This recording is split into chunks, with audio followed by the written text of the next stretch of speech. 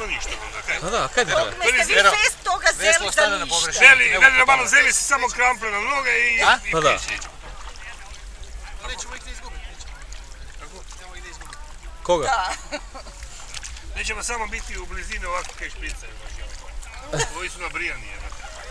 Ovo je predivno. Čekaj, ali kad se silazi za, ono, kad se spuštaš, ne, nis slap, onda te svi dočekaju tamo, ako si zadnji špricaju.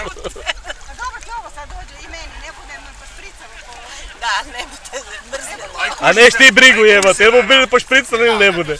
Pazi koju brigu imaju, jel mu bili pošpricani ili ne bude, pa jeba. Zato si i došao da buš bili pošpricani.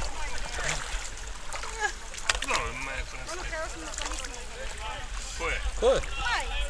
A da, pa to sam rekao, niste me slušali. Ja ovo ne treba ništa sa majicom. Pa imaš majicu, da, pa znao, na žicar si. Majica pod nazivom Žicam. A nije spravo, jel uopće dobro? Dobra je. A još kako? Poklonjenom Zubu se ne gleda.